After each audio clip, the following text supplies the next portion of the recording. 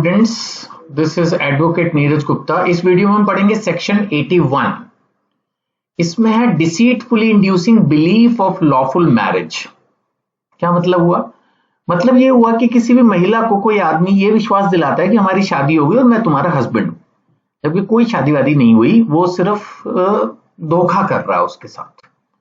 इसके दो बड़े क्लियर एग्जांपल बनते हैं जिससे आप सिचुएशन को समझ सकते हो। एक तो ये कि सेरेमनी, एक्चुअली जो हिंदू मैरिज की अगर मैं स्पेशली बात करूं, हर धर्म की शादी के कुछ तो सिस्टम होते हैं ना। अब जैसे अगर हिंदू मैरिज है, सपोज हिंदू मैरिज में एक लड़की मान लेते हैं कि इतनी समझदार नहीं है और वो उसको सिर्फ वरमाला पहनाता है। जितना मेरी अंडरस्टैंडिंग है हिंदू मैरिज एक्ट के हिसाब से, कोई स्पेशल अलग सिस्टम हो तो बात अलग है, लेकिन वरमाला पहनने से कोई हस्बैंड नहीं बन जाता। 7 फेरे, सप्तपदी, बहुत सारे डिसीजंस हैं, वो होना जरूरी है। या वो सिर्फ उसके माथे पर सिंदूर लगा देता है। वो पिक्चरों में तो दिखा देते हैं कि वो लड़की उसको अपना पति मानने लग गई, this that, but real life में और स्पेशली लीगल एंगल से वो कोई हस्बैंड नहीं माना जाएगा। जो हिंदू मैरिज के हिसाब से सेरेमनीज होनी जरूरी है, एंड दूसरे रिलीजन्स में भी जो सेरेमनी के लिए जो रिक्वायर्ड है वो होना जब तक जरूरी पूरा ना किया जाए, वो कोई मैरिज नहीं है।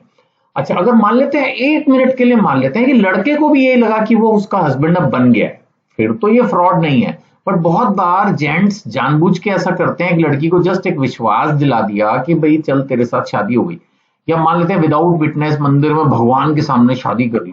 भाई ये कौन सी शादी है भाई? तो ये सब धोखा माना जाता है। या फिर एक शादीशुदा आदमी बिना ये बताए कि मैं शादीशुदा हूं, किसी और औरत के साथ प्रॉपर शादी कर ले, ये भी कौन सी शादी है?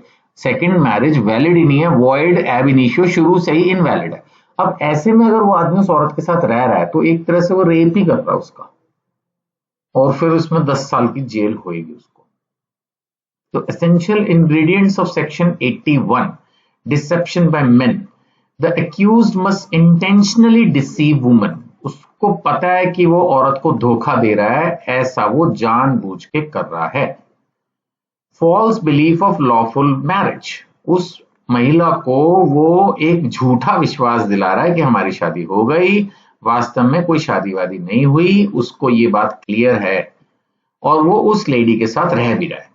He must cohabit or having relations under such bond। अब नेचुरली उस औरत की तो कोई गलती नहीं, वो तो अपने हस्बैंड के साथ ही रह रही है ना, उसकी समझ के हिसाब से। So offence is based upon fraud and absence of informed consent. अगर उस लड़की को बता दिया जाए कि हाँ जी शादी पहले से हो रखी है, या ये नकली शादी हो रही है, तो वो थोड़ी उसके साथ कभी रहेगी। तो इसका मतलब लड़की की तो कोई गलती नहीं है, सारी इसमें अपराध जो है वो आदमी कर रहा है जो इस तरह से धोखेबाजी कर रहा है। तो इसलिए उसको फिर अगर पकड़े गया तो 10 साल तक की जेल होएगी। जैसे फेक मैरिज सेरेमनी करी या कंसीलिंग एग्जिस्टिंग मैरिज, ये मैंने आपको जो एग्जांपल दिए, इन दोनों ही सिचुएशन में उस लड़के को 10 साल तक की जेल होएगी, और अभी उस पर रेप का मुकदमा भी चल सकता है।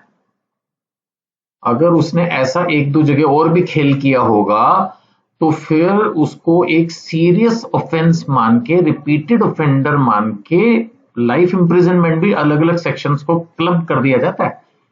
आप अभी लॉ पढ़ना शुरू कर रहे हैं, आप में से काफी एज ए स्टूडेंट ये वीडियो देख रहे हैं या कंटेंट को पढ़ रहे हैं, कंज्यूम कर रहे हैं।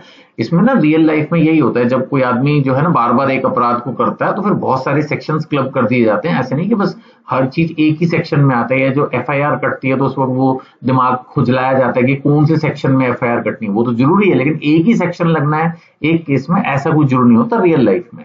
एग्जाम में तो फिर भी एक स्पेसिफिक सेक्शन एग्जाम में पूछ लेते हैं, लेकिन रियल लाइफ में तो मल्टीपल सेक्शंस लगा दिए जाते हैं और फिर जिसके अंदर अपराध होता है उसके हिसाब से सजाएं होती हैं।